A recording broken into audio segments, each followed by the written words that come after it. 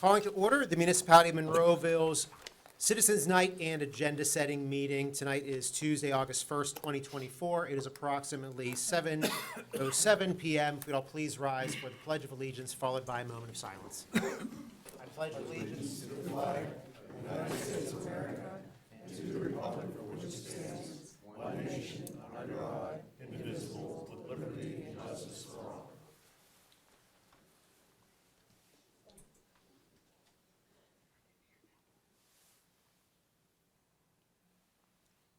You may be seated.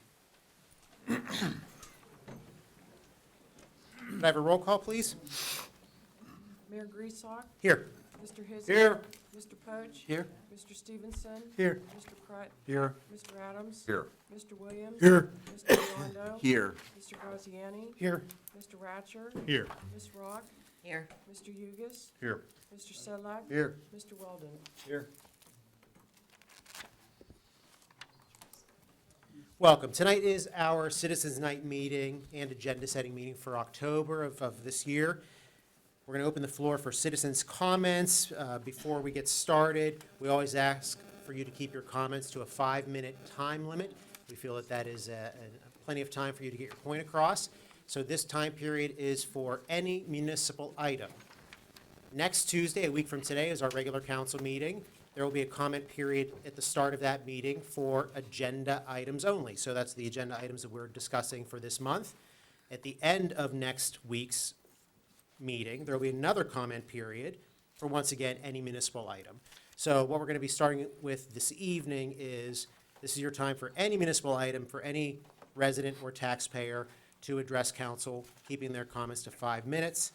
A quick comment about the agenda. 3 items, and they've been discussed quite a bit over the past several months. The Willow Crest development in Garden City. This is the old airport. The applicant has requested tabling and waives all time limits until the November 7th council agenda setting meeting. So we are not having the public hearing for this item this evening, nor are we going to be voting on these items for this month. This is all moved to next month from the applicant. You can certainly, during this comment period, be able to discuss this and address council. However, we are not discussing this. We're not voting on this for this month. A week from today, council intends to table these items till the November meeting. With that being said, I will open the floor for comment, any municipal item for residents and taxpayers. So if anyone has signed up, now be your chance to address council. Good evening. Mayor. Yeah, sir, if you could just state your name for the record, please, if you don't Mike mind. Berryman, Did you Rush sign Valley and Haymaker. Thank you, Mike. Did you sign in, sir? This piece of property that's sold behind me, 303,000, is in a residential area. Mr. Poach, are you aware of it? Not that piece, You you're wanna talking about move up? property sales? Huh? I'm sorry, sir, property Rush sale. Valley, the cul-de-sac I down know where it there? is, yeah, I know where it is. You aware of it? Of the street, yeah, I grew up on it, yeah. Pittsburgh Protestant Reformed Church bought it. My question to you is, or council, is it gonna go on the books as tax exempt? Who's gonna move into it, if it's gonna be a family? How can a church buy a piece of residential property?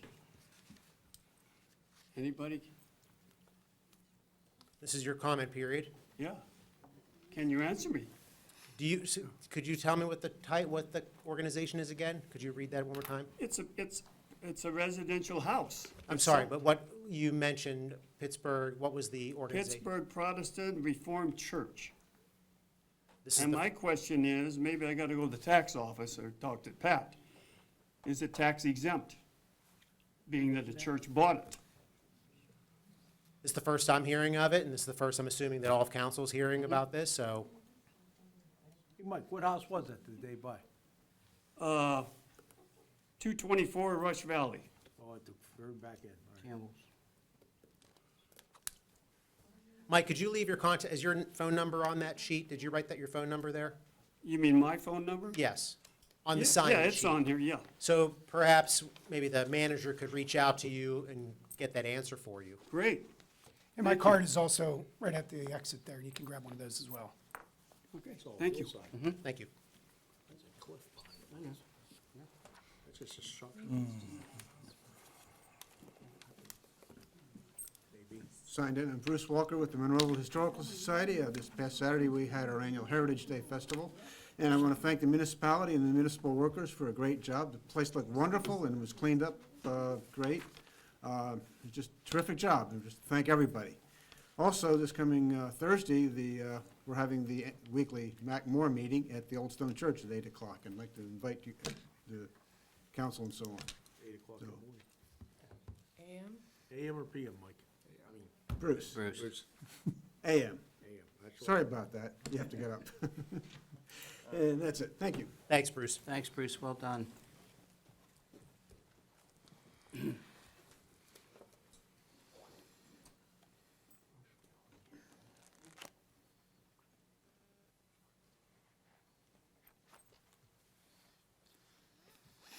I've already signed in. Janice Olszewski from Asbury Court, Monroeville. I wanted to ask a question regarding the bond maintenance, the performance bond.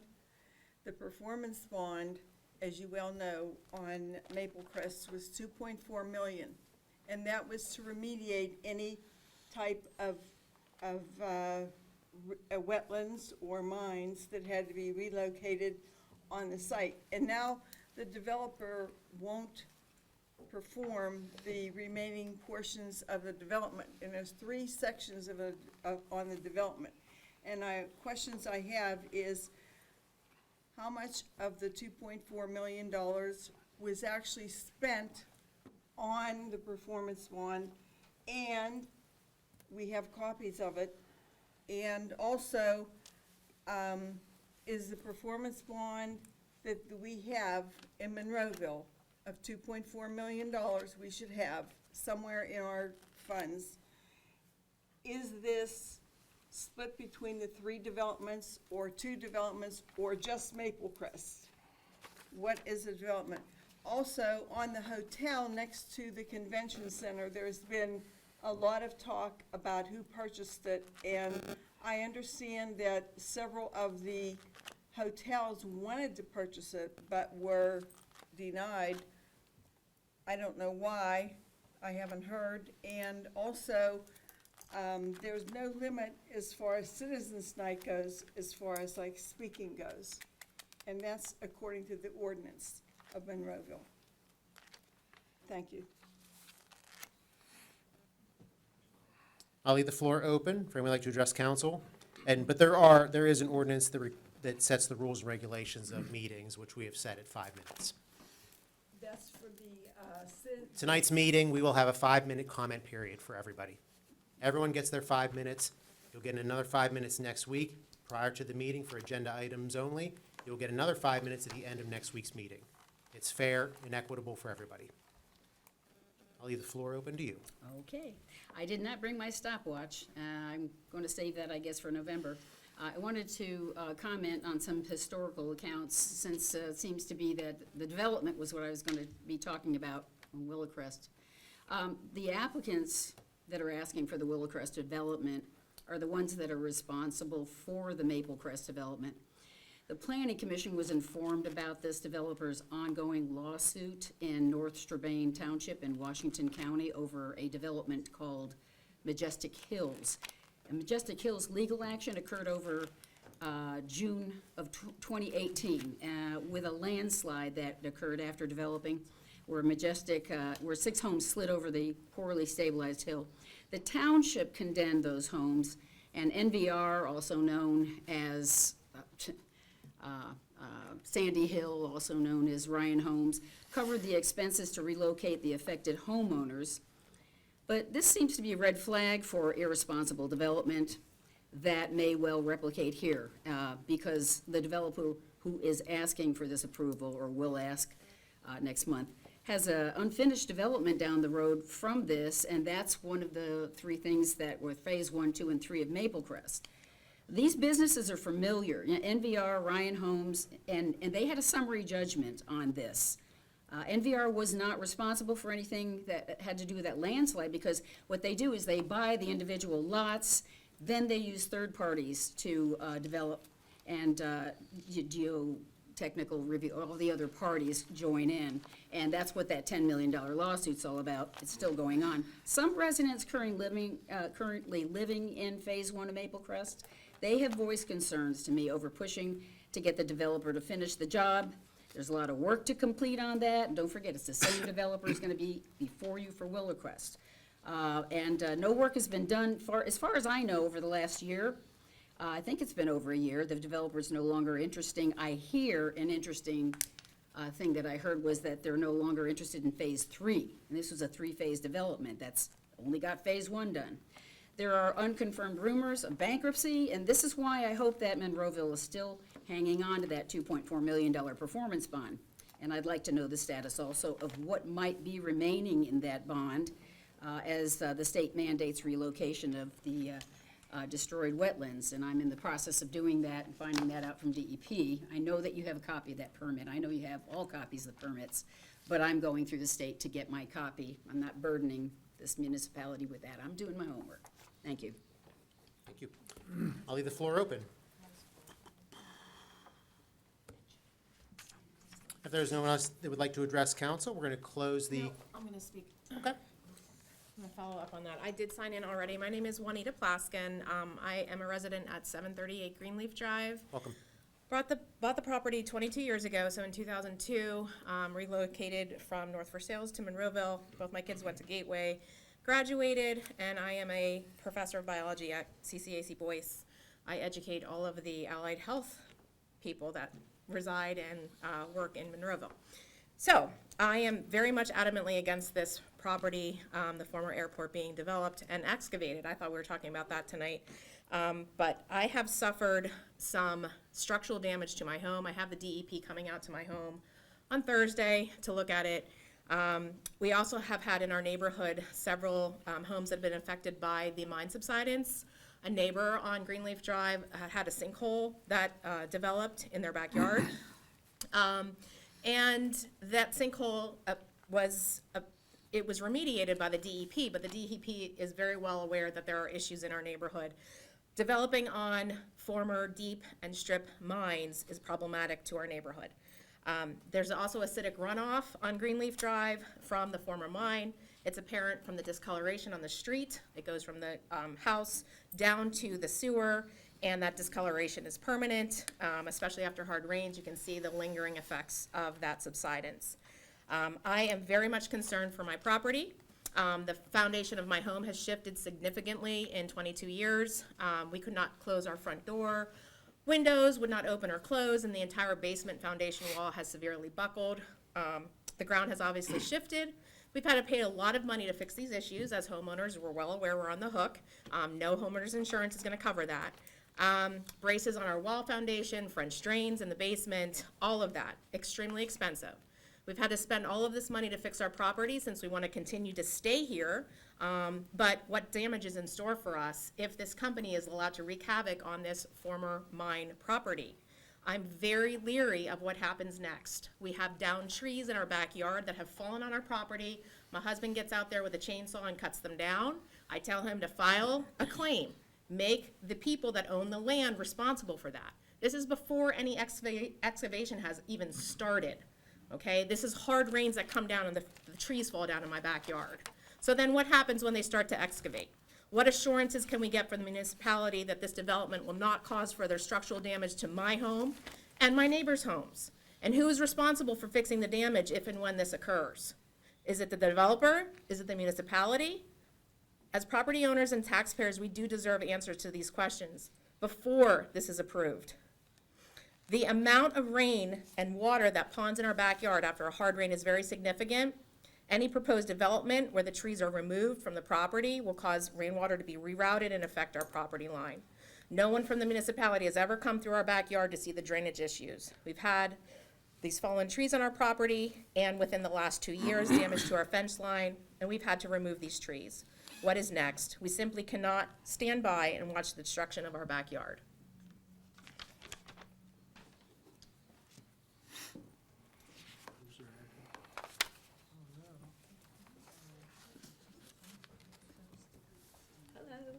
Good evening. Do we get a total 5 minutes, or is there equal time husband, wife? I've never been, I'm just asking. Every individual has 5 minutes. Okay. Good evening. My name is Tim Hart. This is my wife, Linda Hart. We live at 180 Kelvington Drive. We've been residents there here in Monroe for 28 years. We've been living at Kelvington Drive for 26 years. We need your help. Back on April 11th, it was a Thursday evening, the main sewer line of the Monroeville Municipality backed up into our basement, and we had 1.5 inches of our neighbor's waste throughout our whole basement. We lost everything in our basement. I called the municipality, and they sent somebody out within 20 minutes. Unfortunately, where I live, I have a sewer which is about 2 feet on my property. They lifted it up, and I kid you not, it was this far from overflowing with waste. It was gonna come into my yard. They called, the 2 gentlemen over there, they called their boss. They said, send out some type of truck. It flushed it out, and it got the clog done from the main line, but the damage was done to our home. The next day, they came out and they ran a camera through it, and they found that there was nothing there. They didn't know what happened. But when they opened the sewer that's in front of my house, and I looked down, it was at least 15 feet deep. So you can get an idea of how much that backed up. And we lost everything in our basement. We had a family room down there, fully renovated just recently, and it's down to the block. So we called Monroeville. They told us to call your insurance company, which we did. They sent an adjuster out, took pictures, looked at everything, told us to do some things, which we did, get estimates of what it was gonna cost to fix everything. So we did that. Right, and on May the 31st, we received a certified letter from Philadelphia Insurance Companies, which I believe is the insurance company for the Monroeville municipality, and they denied our claim. And they told us for 3 reasons. One, they said they received no notice. And of course, we received no notice on that evening. Tim was in the basement when the neighbor's feces, urine, and toilet paper flooded into our basement. Tim said we should have brought pictures. I wouldn't do that to you. You could probably imagine. The second reason they said we were declined was because they believed they responded in enough time frame and took corrective action. But unfortunately for us, their time frame, we already had the 1.5 inches of sewage in the bottom of our basement. And then thirdly, and they claimed on your behalf immunity, that as a government municipality, you are under law that you can, your insurance company claim immunity on your part. And so we're appealing above the insurance company. As residents of Monroeville, we're asking you for help. We have the copy of the letter. We understand immunity, but we lost everything, $40,000 worth. My mother's 92, lives with us. We had to move her out for a month and a half. We moved into a hotel by recommendation of our pulmonologist. We lost heirlooms. We lost our washer, our dryer, our furniture. And we know others right now are losing things all over the country. But we came with hope that you would help us as residents, as we have helped the municipality. If you can have that last 2 minutes. Yes, I work for a company here in Monroeville. It's a church. And about 10 years ago, we have a good relationship with the water company. I think the former gentleman who I used to talk to, his last name was Mr. Knox, and he retired. And we've worked with the municipality for a good bit of time. And one time he came up to me and said, hey, we have extra dirt when we dig up. Can we put it on your property? Because we have a big property. We have 52 acres. And I said, sure, you can do that. And there's not a week or maybe even a day that we get truckloads of dirt. We allow them to put it on our property. So we're trying to be good stewards, try to help with you, and we're asking you to help us. And I'm trying to do anything. We lost $40,000. And my basement, we don't have $40,000 to replace it all. And we're just asking you for mercy. Is there anything that you can do that can correct this problem? Thank you so much. Can you get us a copy of that letter? I have it. Oh, you have it's a copy? Yeah, if you could give that to the And manager. I have a It goes to copy. the We just municipal also authority. And replied. then the other question, Municipal authority. yeah, not us. Mr. Hizzy, so This is for me to. did you talk to the municipal authority or the municipality? The municipality. I mean, Yeah, we don't even deal with the sewage. Sewage, water and sewer is through the municipal authority, which is a separate entity. okay, Did we you- didn't know that. We That's didn't know okay, no, that's right. You haven't reached out?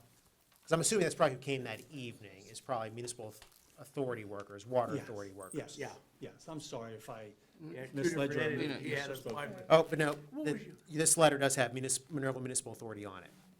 Okay.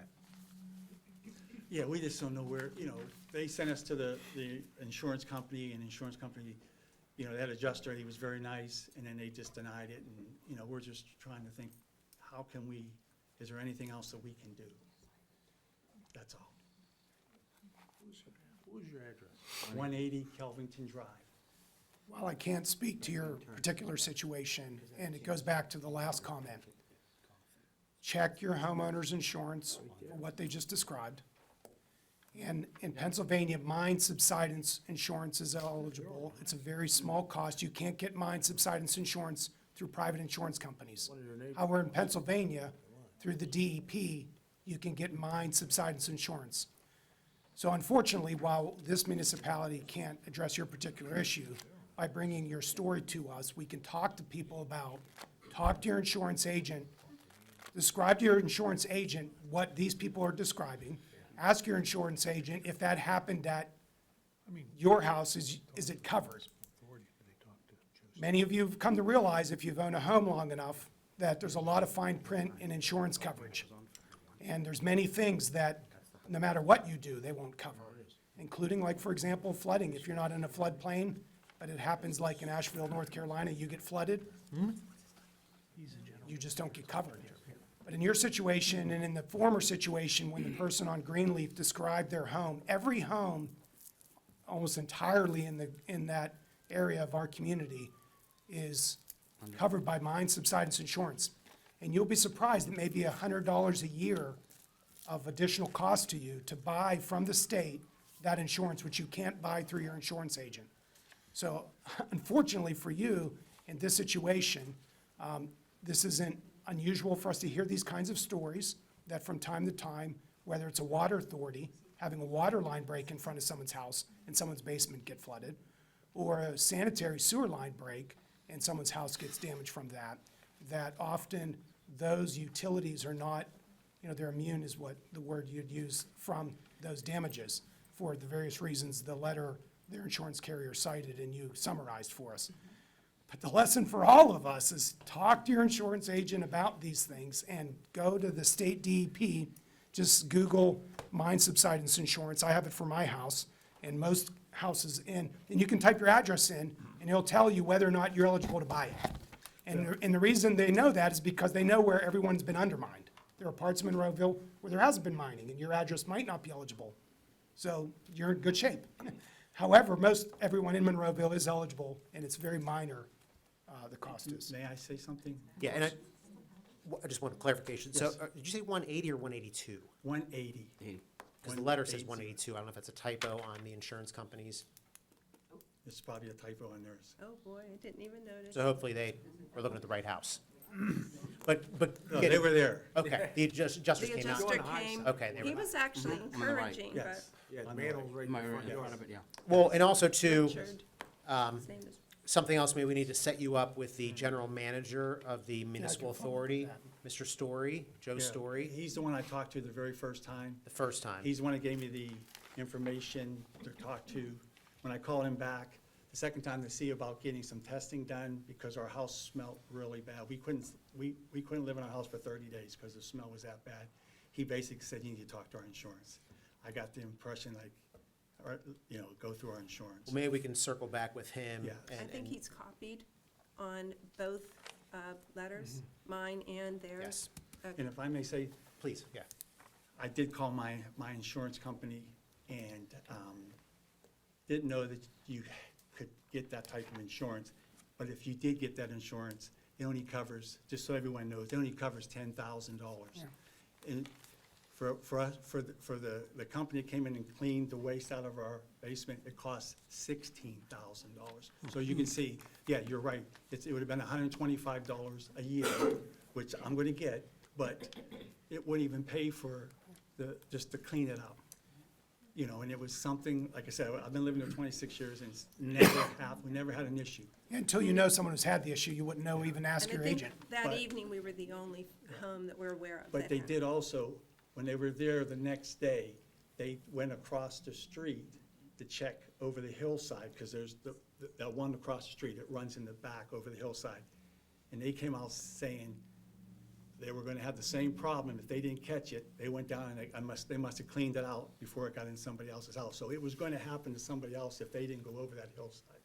Yeah, unfortunately, we can't do anything about this right now, but we can Thank you. talk to Mr. Story and to see if there's anything else out there, any other resources that can be. Thank you so very much for much. your time. Thank you.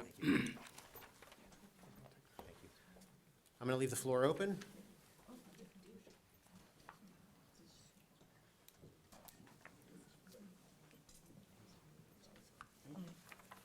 Sorry, I didn't sign in. It's okay, you can sign in now, there's a pen hanging there. Okay, my name is Rose Smith. I live on 2136 Berkshire Drive, and I want some answers to the question about the paving of the streets. Now, some people have called and said, what is this seal coat? It's oil and chip. I looked online of how you do seal coat. Okay, it's oil and chip, but it's oil on top. And online, they said that when they do this in residential areas, they use small Aggregate. aggregate. I don't call that small. I call that big. We've got loose cinders everywhere. People have been calling.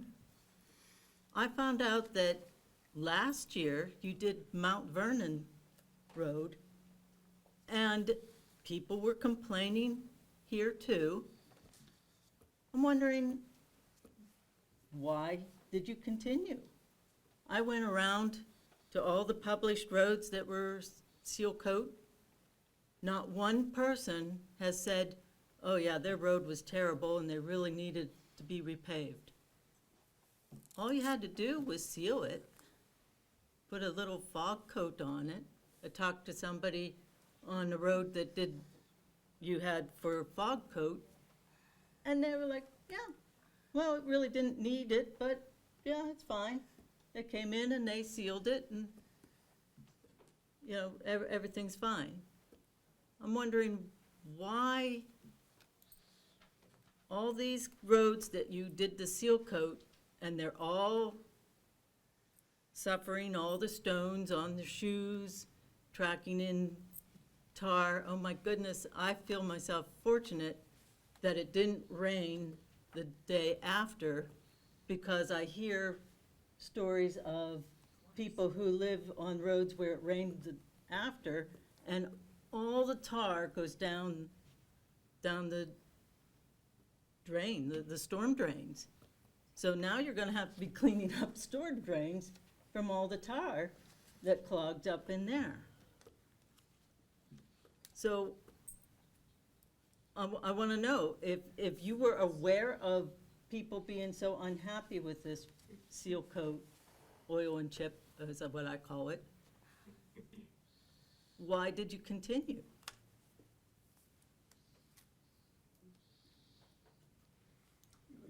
Well, the seal coat with this is part of our comprehensive paving schedule that we do every year. Well over half of the roads in Monroeville have received this treatment, maybe closer to 60%, Mr. Hugus, is that about right? Correct. Yeah, so well over half of the roads have received this treatment. It's a preservation treatment to extend the life of the road. It is far from ideal. It's definitely not a brand-new mill and pave, but it is a way for us to treat as many roads as possible under the confines of the budget. To mill and pave a new road is, well over $300,000 per mile. And we just don't have that type of money in the budget for that. So this process is a way to get a few more years out of roads. And over time, it does get worn down, driven down. Like I said, it's far from ideal, but it's a preservation technique to try to extend the life of the road. And it's something we talk about. We talk Yeah. about in the spring. We talk about this publicly. We go over the roads. We have a list. We do it every year. The engineering department evaluates every road in the municipality, and we develop a PASER score. So every road is graded, and it's based on how many cracks, the age of the road, if it's a cul-de-sac, how much traffic is it. There's a lot of factors. So every road gets a certain grade. 1 being the absolute worst, 10 being a brand-new road. So then we work and try to fix the roads within that context. So, 8s and above, we really don't do much other than maybe the fog sealing, which is done after a road is paved. And then, I'm gonna get the numbers wrong a little bit, but we go fog seal will receive what numbers, Mr. Hugus? We The typically- seal coats are in the medium side of that, so it's like a 6 to an 8 is the. In other words, you wouldn't want to do that to a road that has fallen apart. So to a No. person who lives along that road, it might not appear to be bad shape. Right. But as the mayor is saying, it's a preservation method to try to get longer life out of the road. And then we mill and pave. Where do we roughly, we really do have to redo a road because it does get to the Between end of life? 3 and 5, we'll mill and pave. So that's the thought process and the decision-making, unfortunately. But I would just say this, the concern is well taken. We try to, or there's supposed to be inspectors watching the job. We specify the aggregate to get the appropriate size stone and the dust related to that aggregate and the emulsion that we put on top and the compaction and all the different steps. That's all to be inspected. So when there are issues, which there are from time to time, even that our inspector catches or homeowners have specifically, we've gone back out to make repairs. Mr. Adams and I were at a property earlier this year where we, asked that the contractor fix an issue, that they had. So it's a concern, obviously, when you're doing a lot of roads or doing lengths of roads, that it isn't done perfectly. That aggregate that you show, I would not expect to be in the specification, nor would I expect an inspector to This pass is over not, that. not something that, this was a loose one. I Now, understand, there are many embedded in the oil that I didn't, I'm not gonna pry course. those off. Well, we can certainly, Well, my point is, we try to apply properly per Yeah. specification so that we Yeah. limit the issues you described, particularly after rain events. Well, all I'm saying is, you're putting these on roads that are not well-driven. I mean, the only people that go on Berkshire Drive are the people who live there. So when you say it will settle down with wear, yeah, it will. But How long? Yeah. it's going to take an awful long time. It's not like, well, even Ramsey, you can see Ramsey has been the same thing, seal coat, whatever. And they get more traffic, so you can see where that traffic is wearing it down. But I was on Boss Lane, which is like 5 houses in a dead end. And, oh my goodness, that road was terrible. It was so loose stone. Nobody drives on it. But, and they said the same thing. I appreciate you trying to keep up with the roads. But if it's not all that necessary and you don't get a lot of traffic on that road to deal with the aggregate, don't do it. Just fog seal it until it needs it. Until it's awful. we can certainly have somebody come out and we can have the engineering department double-check the road. We can certainly at least do that and make sure that it's been done in standard and it's holding up the way it should be as we paid the contractor to do it. So we can at least do that. Thank you. I'm going to leave the floor open for anyone who'd like to address council on any municipal item. No, I'm not, Joe, maybe, I've been on it all summer, busy. I have one other item. Everyone gets 5 minutes, so I didn't even use 5 minutes. no, we don't, it doesn't work. Janice, I appreciate it, but Okay. that's just how we've been pretty Okay. consistent with everybody. Thank you. We can talk afterwards if you would like to. Anyone else who'd like to address council on any municipal item? Seeing none, we're going to close the comment period. Moving over to our agenda-setting meeting. I have an executive session announcement. The council conducted an executive session on Tuesday, October 1st, this evening, 2024, from 6:15 p.m. to approximately 7 p.m. for matters pertaining to legal, personnel, and/or real estate. Council legislative action, if any, shall be taken at next Tuesday's October 8th council meeting. The minutes that this council is going to consider for next Tuesday are the minutes from Citizens Night of September 3rd, the council agenda-setting meeting of September 3rd, and the regular council meeting of September 10th.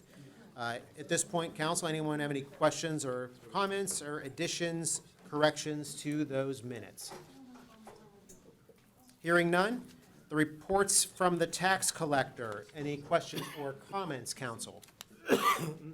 Hearing. Just a I'm sorry. comment. Thank you. You'll note the year-to-date is similar to last year as far as the revenue collected. You're getting to the point of the year where this really makes a lot of difference because you should be able to project year-end totals at this point, based on where we're at to date.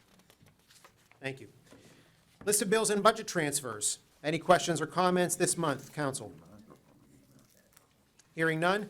Payroll report for this month. Any questions or comments? Hearing none. Moving on, we have bids and proposals to consider for this month. Beechwood Park Stream Restoration. You have a white sheet in your packet. It's a letter from Jacob Sutton, engineer over at Gateway. We had 3 bids that we received. Hunt Valley Environmental is the apparent low bidder. The bid tally's there. The range for the cost from the 3 bids are $312,000 is the low to $390,000. So next week, we will be looking for the council to approve that stormwater project.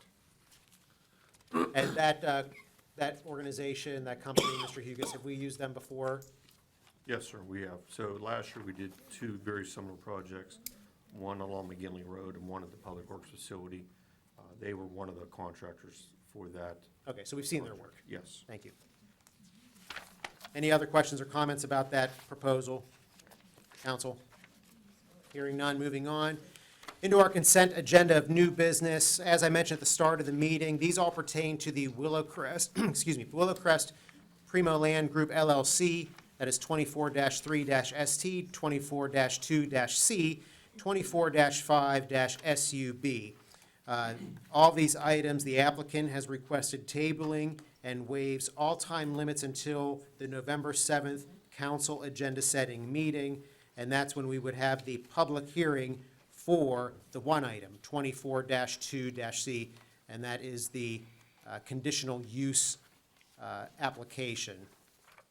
And note, that is November 7th, and that's a Thursday because of the election day. Yes, thank you for noting that. And we'll talk about that. That'll be posted. But yeah, that'll be Thursday, November 7th. There's an election this year? I hear. Okay, so any questions or comments, council, about those Willowcrest items, those 3 items of the agenda? Hearing none, we're going to move over to our motions. We have 2 motions to consider this month. Mr. Graziani. The first motion deals with resignation of Tanya Bentley from the Recreation Parks Advisory Board. And Tanya served an unexpired term that ran through December 2024. So this is the time of year where we're looking for people to serve or consider serving on boards, and hearing from different planning commission and rec board and different councils that are appointed by this council for positions. So that will be included in a memo that we'll have for you likely in November of all the different various vacancies. But please, if you're interested, contact me, and we need people to serve on these boards. Very good. Questions or comments, council? Next item, Mr. Graziani, please. This is a very important motion as it relates to this year's budget preparation. And I want you to think of this as kind of a pre-approval that one might get for a home mortgage.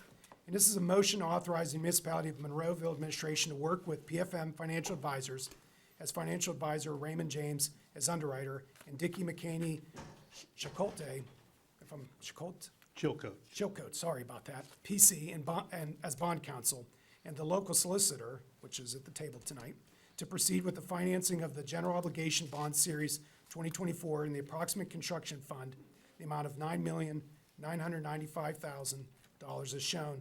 And the option, of course, isn't named. If you look in your packet, behind that bid document, you'll see behind Ms. Bentley's resignation, a document by PFM.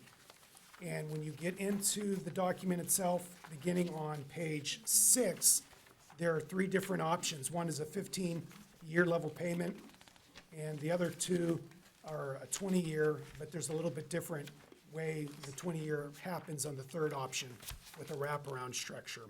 So what we would be looking to do next week is to determine what option council would like us to proceed, and see it as a pre-approval. And what I mean by that, when you're looking to purchase a home, you would get pre-approved for a loan, but there would be another step before you take the loan out. For us to actually take on the bond, we would have an ordinance, and there'd be another step following this. So this authorizes us to proceed with getting pre-approval and moving towards the market.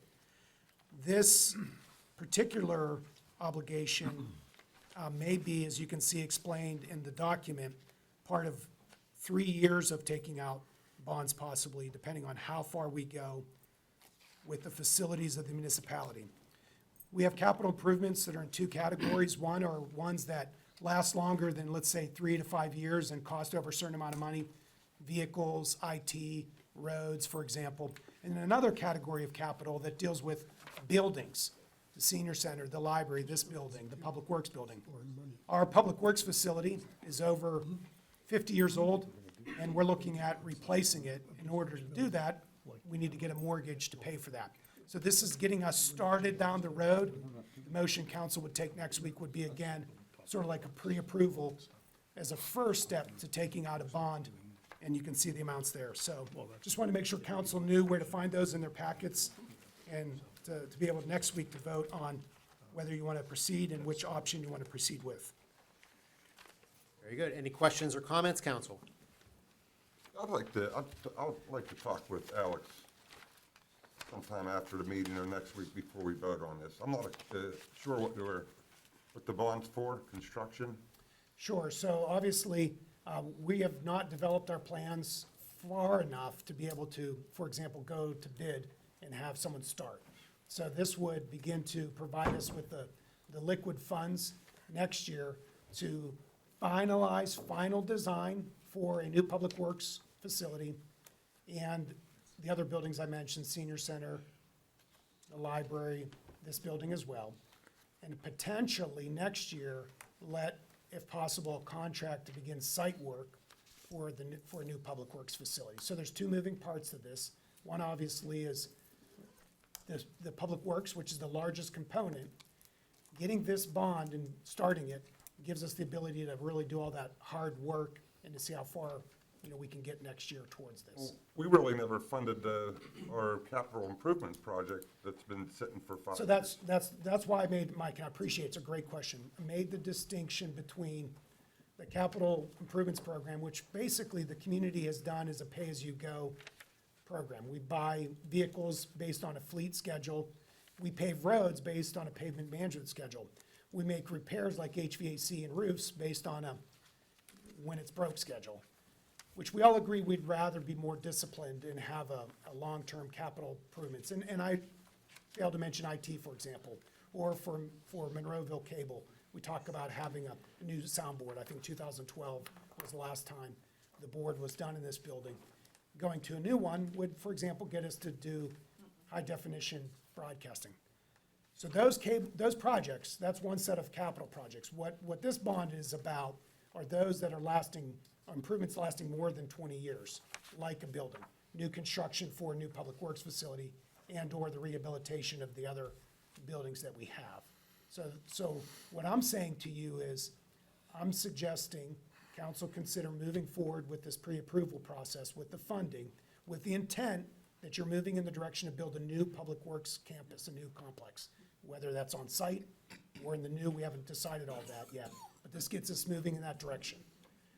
If you don't, we can take it up next year after doing some more due diligence, for example.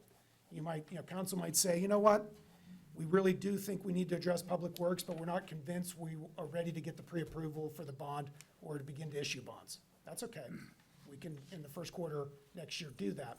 But what I'm suggesting is, it's prudent to continue with this and keep moving it down with the recognition that you will be doing something in your Public Works. For example, in your packet tonight is a presentation that a couple of the council members, Mr. Hizzy and Mr. Stevenson, and yourself participated in, where we reviewed the current situation facing Public Works. Another group, including Mr. Poach, as well as staff, Ms. Rock and myself, and others who weren't able to attend, but, knew of the meeting. We had a meeting with Bond Counsel with Mr. Rouch participating in that.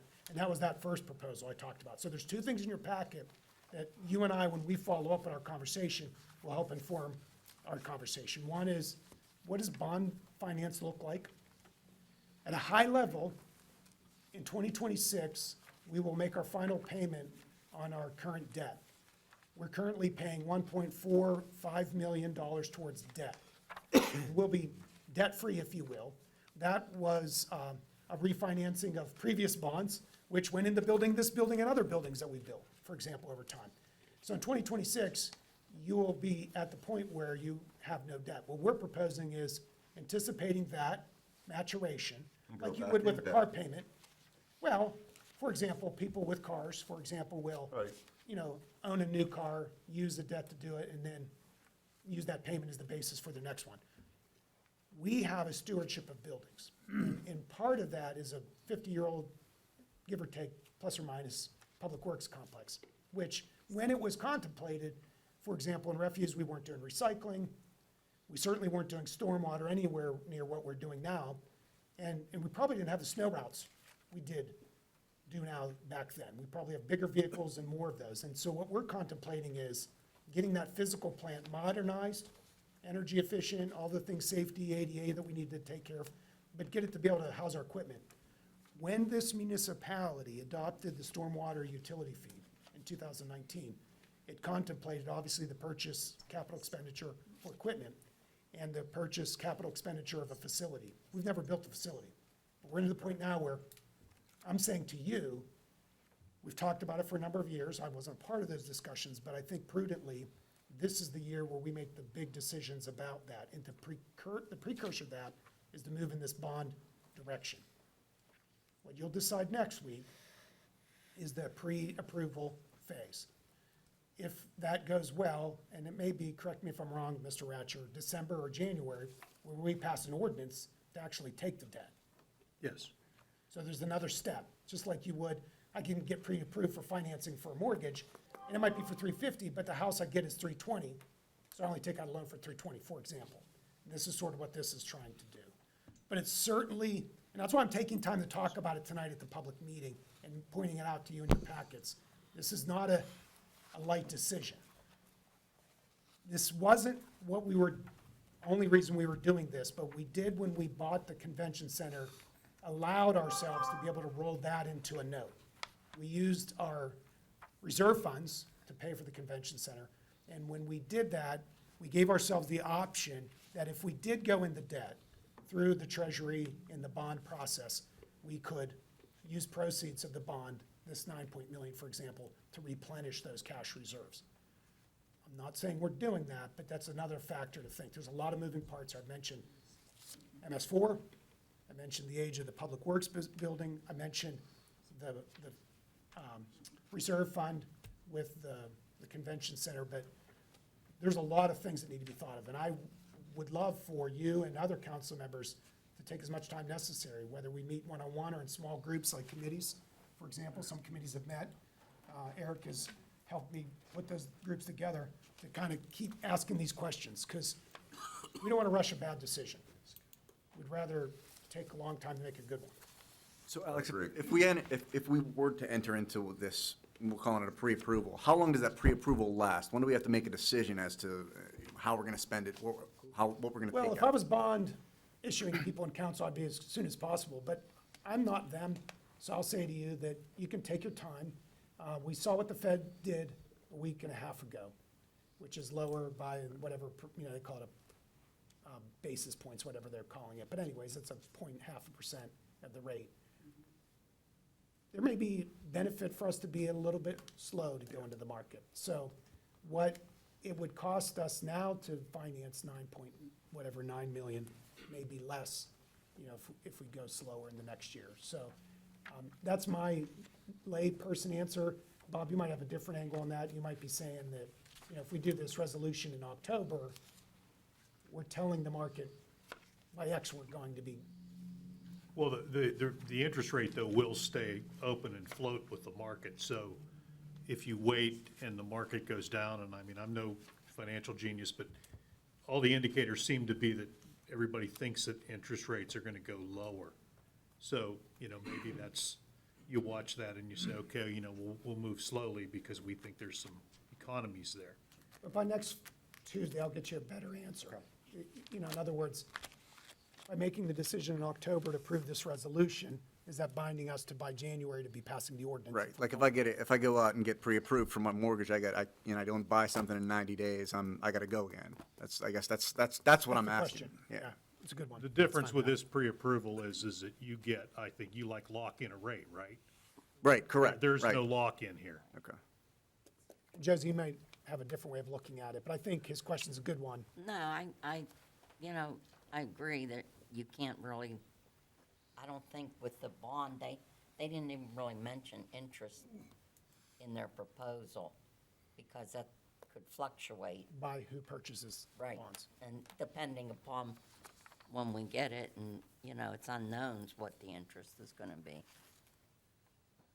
Alex, question, I think it's important that the community knows what our bond rating is. Yeah, so, Really good. the last time when we refinanced, it was a capital A and two lowercase Yeah. a's. Yeah. Like a triple A would be three capitals, but that was in 2019 when we refinanced. It's fair to say we're closer to what would be a triple A, but to get that is sort of like in this step here. This is where you get that full credit check, and then they're going to the market with, Monroeville's a triple A. So the last time you were in the market, it was a capital A, two double A's. Didn't she say, Jamie say that, since we don't have, what we have as general obligation notes, we don't have bonds, so we wouldn't have a bond.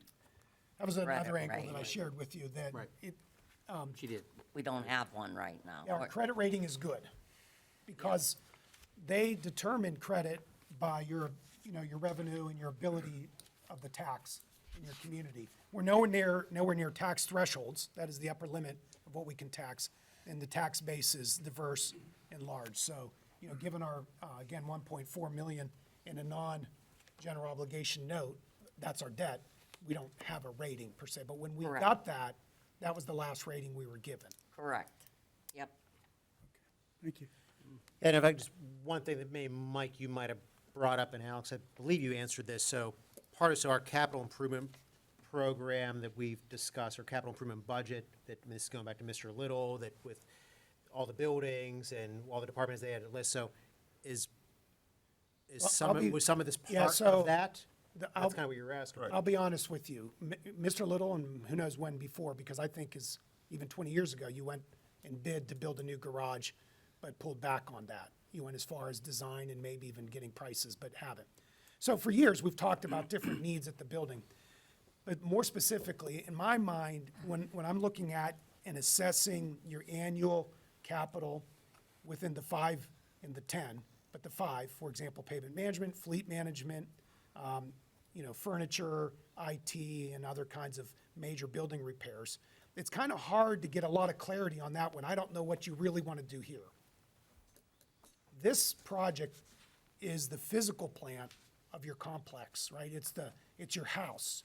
So, what I want to spend on my car or the pool, Don't say pool. I don't know what I'm doing on the mortgage. And so I kind of, in my mind, have a hard time thinking of a 5-year capital improvements budget that you pretty much have paid as you go. Yeah. I mean, I don't think anybody, for example, you would say the chief wants a car, he gets it. And he would say, when Paul wants a truck, he gets it. And when things break, we fix it. But we don't like that. That's not disciplined, and that's not probably the best stewardship. So we do want to get that ship tight. But for me, it's hard to focus on that when I don't know what you want to do on this larger capital project. When I was interviewed last year, we talked a good deal about, we have this project in front of us to build a new public works facility. None of us knew what Oxford would do to us in January and what position we would be in. I was hoping in the first 9 months of this year, I would have both answers to those questions pretty tight come October. I don't. I want clarity on the one, which I think is the most important. Do you want to build a new public works facility, either A, at its current location, or B, which seems to be preferred, at a new location? And are you willing to go the length to get that done right for the future? Because when these notes are done in 2048, this building will be 50 years old. The library will be 70, 80 years old, and you do the math. I mean, if you don't do these buildings every 10 to 20 years, when will the can actually not be kicked? And you have to deal with it. So what I'm suggesting is you're almost out of debt, 2026, out. Now's the time to get started back at it. Why? Because you're going to be in business, plowing roads, protecting community, doing services, all of those things that you've been doing. And people in the past built these buildings.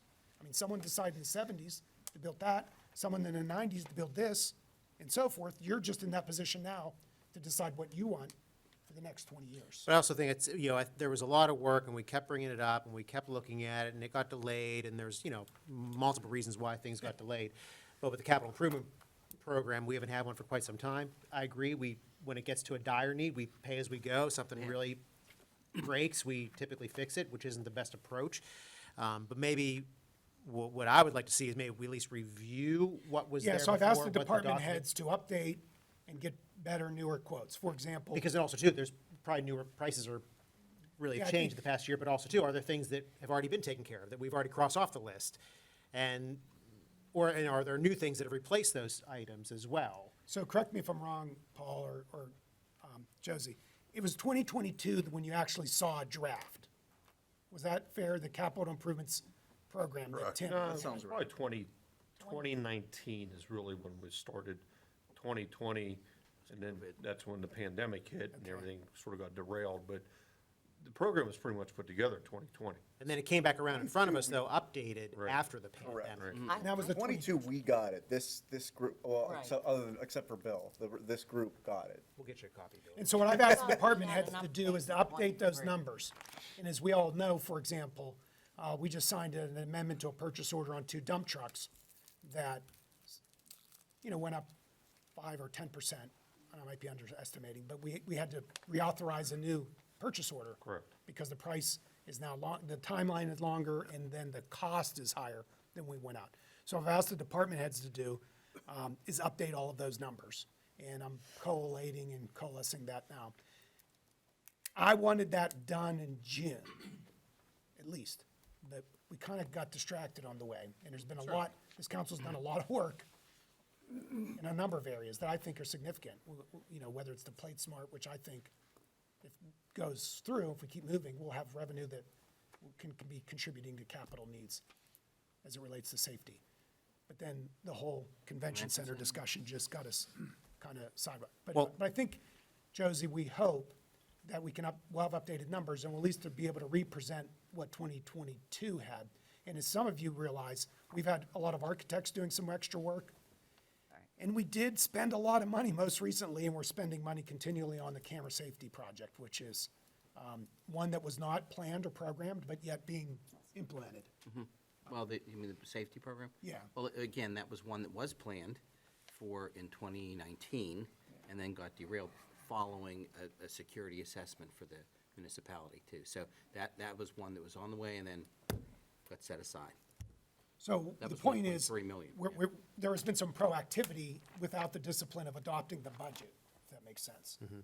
Well, I mean, so, great comprehensive explanation. And I think maybe there's a lot to discuss, obviously.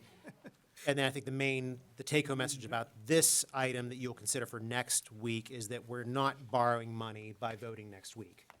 we are still trying to go through a pre-approval process. That's a fair thing to say, right, Alex? Yeah, but I don't want to mislead anyone. We're contemplating that. As Oh, yeah, one otherwise we of would, yeah. two otherwise we more would be doing it. iterations. And the way that it can work for us is as prices and costs and total project size and scope gets determined, next year we'll be having a similar discussion with another amount of money to consider for bonds. And then possibly a third iteration in a future year. And, and not to mislead anybody, associated with that would be contemplating a real estate, tax increase, as a part of that. This community has not raised real estate taxes since the assessment, I think, of 2012. We're in the bottom third of 130 municipalities in Allegheny County at our tax rate being at 4%, while the school district, since 2012, likely has put another 10 to 12 mills on. This municipality has not raised it at all. So you get the tax bill, and you understand what that means. Each year, your tax bill changes based on a school tax increase, which they're not different than any other school district in Pennsylvania. That's how it works. But this municipality has not raised taxes in at least 12 years. To do this, there will be that component as well. It's the bond, and it's the funding of the bond, all of those together. So what you all need to know is we'll have public hearings at the end of October, October 24th, and I believe October 30th, the day before Halloween. It's a Thursday and a Wednesday. And next week, the first iteration of the budget will be, out there. Within that budget, I'm proposing, or I'm drafting, a tax increase to be in there. And I'm anticipating that year one of bond payment will occur next year. So I'm just trying to play all the cards so that no one is being hoodwinked about what could be. It kind of is the worst-case scenario. What we may end up passing in December may be an alternative of that, either less or no tax increase or no bond financing and additional debt in 2025. You'll see in the 2025 budget have the 1.4 million, 1.5 million, but you won't see the additional increment of our first-year bond payment be included in that, if that's what ends up happening. But the budget you're seeing will have that, Draft. the draft. It's a draft. budget. Now, back to what Dennis asked, if we approve this next week, are we in a time frame to, Well, that's why I need to get an answer on, and I don't have that answer. so there's no rush to even approve it next week? Correct, but I wanted to get in front of you because I want this conversation to start to happen. So what's the estimated cost for a new public works complex? So currently, we're looking at a $41 million estimated cost to do the project has been contemplated through a number of iterations. When it was presented in 2022, it may have been 36 million, and just the delay of the time, the prices have increased. So we have what we feel are pretty solid estimates. We did a lot of due diligence since December of '23, both in the geotech work, which helps you understand your stability in the soils, which obviously has been discussed this evening, even with the Garden City development, and then also utility location and other kind of survey work. Obviously, we don't have a bid, and we haven't gone to the market to see what they will pay to build it, but right now, that's a pretty tight number. We're also contemplating recreation improvements, and then improvements to this building, the senior center, the library, so rec, senior center, library, municipal building, and public works, and we're looking at a $50 million total project. Now, with grants, we might actually be spending 60 or 70 million, but 50 million is what I think we would be looking at to incur debt. Spread out over 3 years, 9 million or so this year, theoretically 2025. 2026 would be more like the 2/3, where you're going to the market. You'll have your bid estimates, you have your construction costs, your schedule's better. 20 million in 2026. 2027, whatever the remainder is, to get to 50 or less than, if you've determined by then you're scaling back the project, or you're not doing parts of the project, or your prices are better than you thought, or you have more balances to start with. So you may do that last indebtedness. If you went to 50 million, I mentioned 1.4, 1.5 is your current costs.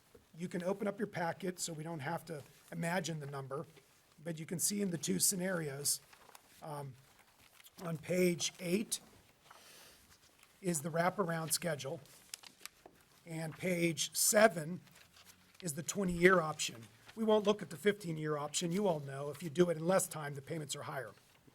But if you look at, for example, on the 20-year total, beginning in 2028, you will be paying $4 million towards the bond. Now, by the time you get to 2044, that drops down to 3, 2, and then the last year, 2045, 7, 8. If you look at the next page, in 2028, you hit your peak of, 3.56 million annual payments, but it's a wraparound, and I'm not gonna attempt to explain it to say other than this. It's a little bit more years and the years slide, right? So step 1, the 9 million is at 23, step 2 is at 25, step 4 is at 24, so that the wrap is at 25, so that your payments don't decline as precipitously, but get extended to the year 2050.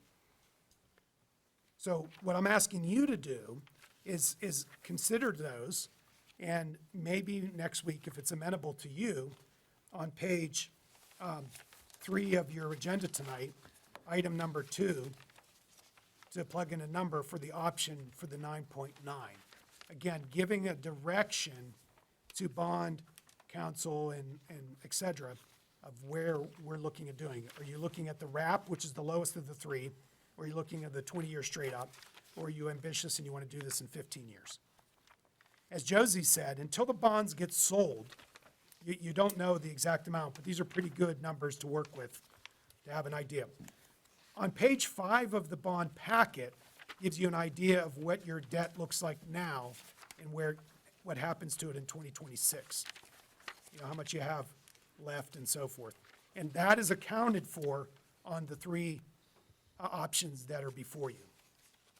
That amount, you can see, is in there. When you look at the 2024, 2025 years, you can see those numbers reflected in there. So when we advertise the budget next week, beginning on Friday, you'll see the indebtedness on the budget expense side is 1.783 is what we put in there, Josie. Yes. Yeah, we put that middle one in there. And again, it's a draft, and we're doing that to give the public and everyone else an idea of where, we may be heading without any duplicity. That's a lot to take in. Any other questions or comments, council, about this item? Well, we do have time to consider this, and this item we can consider for next Tuesday. It's painful, I agree. I can see the wincing. There's a lot to go through, and I'm confident that this council will spend plenty of time on these items. We have resolutions to consider for this month. We're still in the meeting, so we have 2 resolutions. Mr. Graziani, we have, if you would, please. Yeah, these are straightforward resolutions. Number 1 is authorizing the distribution of the 2023 General Municipal Pension System Aid pursuant to the Municipal Pension Plan Act 205, 1985. And you can see also in your packet the 1.3 million and the 3.5 million amounts that are in that resolution. And these are to be deposited and distributed, this year. So you can see that in your packet. The next resolution is to be exempted from doing sidewalks for the Allegheny Health Network project along McGinley and Haymaker Road due to hardship. That's spelled out in the resolution. And in those cases where the applicant or the developer is unable to comply with the requirement to build sidewalks and a hardship is granted, they're to make a fee in lieu of payment to the municipality for our sidewalk mobility, walkability fund. Any questions or comments, council? Very good. 1 ordinance to consider for October. Mr. Ratcher, please. An ordinance of the Municipality of Monroeville, Allegheny County, Pennsylvania, for negotiation and approval of a lease between the Municipality of Monroeville and the Convention and Visitors Bureau of Greater Monroeville to operate the Monroeville Convention Center. And there is a proposed lease attached here, which are the yellow pages in the attachments. and it's quite long, so you might want to take a look at it and maybe have some questions next week. The lease contemplates not a specific payment, but a distribution of profit between the municipality and a capital fund for the building. You know, the whole purpose of the municipality getting involved in owning the convention center was for the benefit of the community and to help the convention center be whole so that hotels and restaurants and all the other ancillary businesses can benefit. We have income statements from Oxford to give us an idea of what that profit was, but we wanted to create a lease that was a 25-year-long lease that instead of enumerating a payment that, you know, would come to the municipality, we enumerate a distribution that will happen annually based on the net profit. You know, looking at the income statements, that could be in a good year, $300,000 to $500,000. And also there would be a payment made into a capital fund to make repairs and larger capital expenses at the convention center. It's a favorable to the convention center term, you know, quite frankly, because we want the convention center to be healthy. This is not a revenue stream or anticipated to be a subsidy of general fund expenses for the municipality.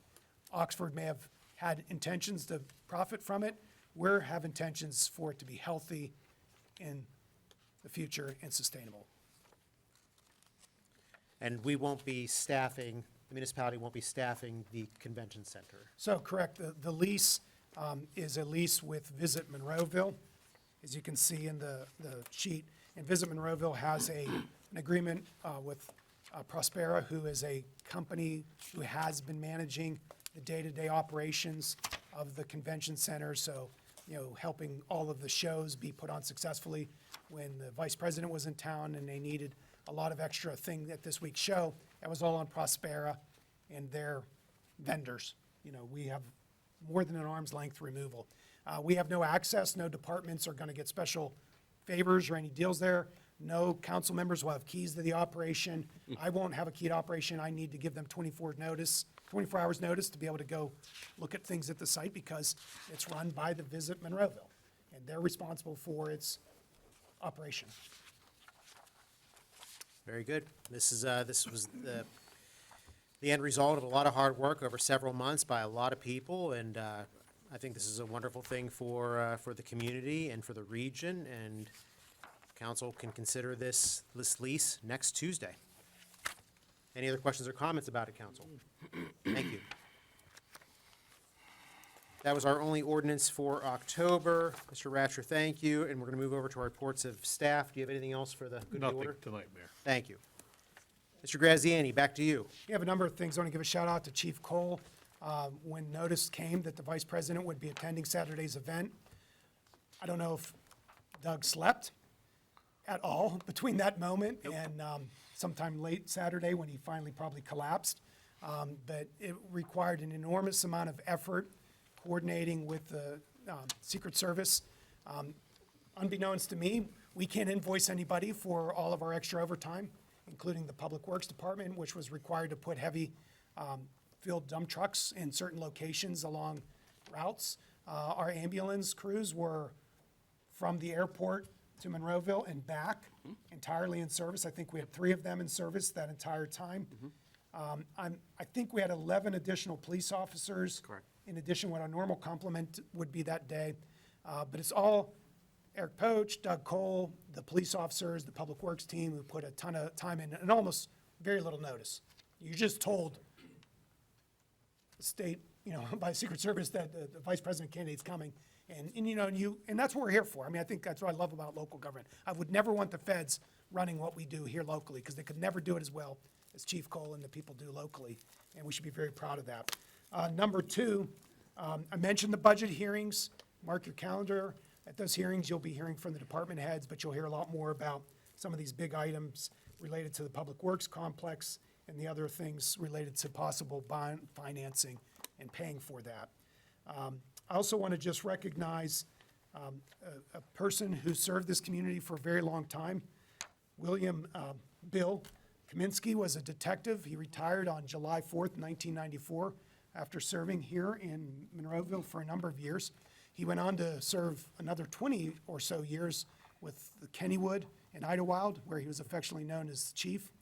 He was a man who dedicated his life to public service and public safety, particularly in the area of children. He was instrumental in Westmoreland County in adding to the amount of screening and efforts that go into the foster care placement of children. He really served above and beyond for a number of years. He passed this past month, and just want to recognize, his service to our community. I didn't know Bill, but it sounds like a great guy, and some of the folks who did serve with him here, I think, could attest that he served the community well. And then I also just want to say, obviously, on behalf of Monroeville and those of us involved in local government, the devastation of the Hurricane Helene that has hit the states of Florida, Georgia, South and North Carolina, Tennessee, Kentucky, particularly North Carolina. When things like this happen, people like Mr. Hugus or some of the people you see up here, we all kind of imagine what would that be like if our community was pretty much wiped out with a 1,000-year flood, and we can't. All we can do is just sit in awe of what nature can do, and no matter how much planning we do or how much preparation we do or how much we think we can be organized when this stuff happens, we can't. Thankfully, the Pennsylvania National Guard is engaged, and many others, the utility companies, Duquesne Light, First Energy, have thousands of workers already in mobilization or down there to provide aid.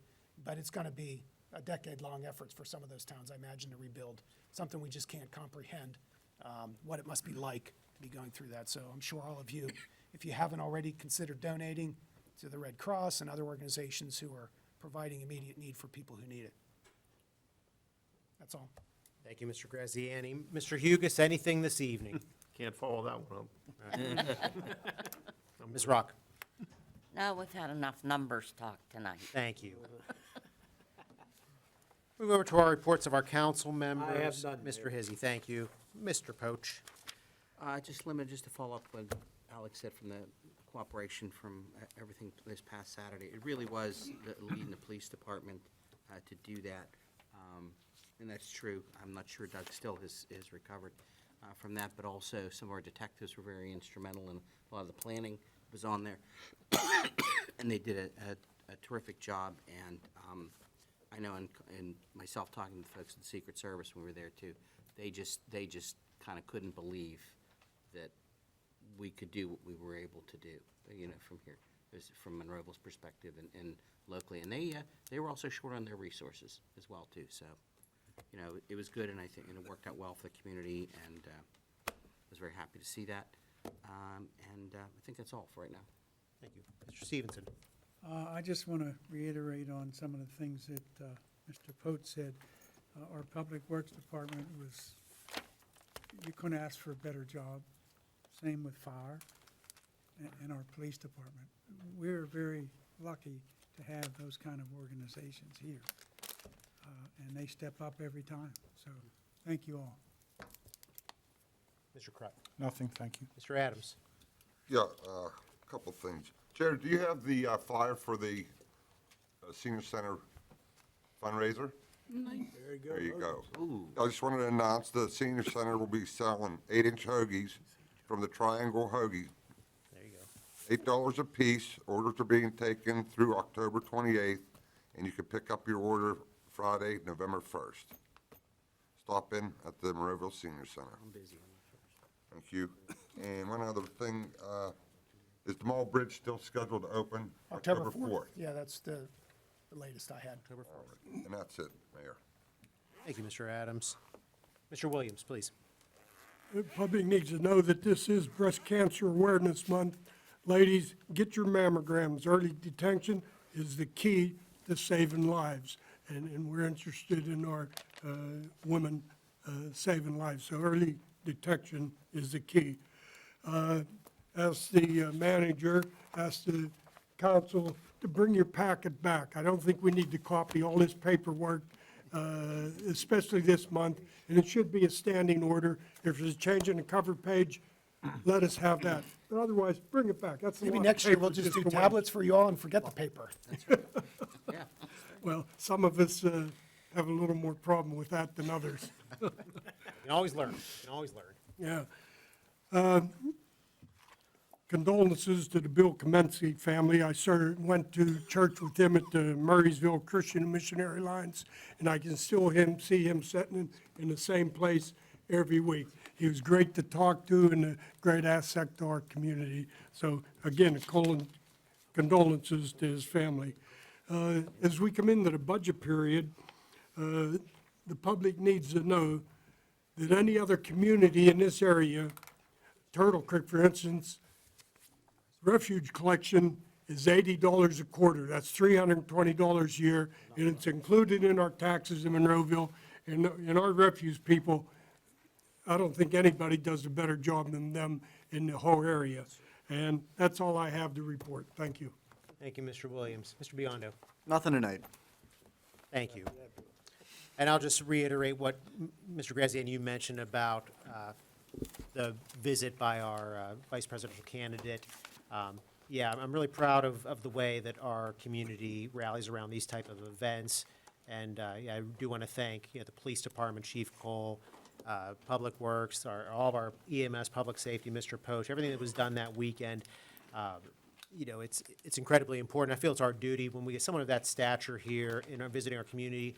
Everyone is certainly welcome in our community, and we have a responsibility to make sure that they are safe, that people that are coming to support those individuals are safe, and the people that are maybe coming to protest those individuals, they're also safe.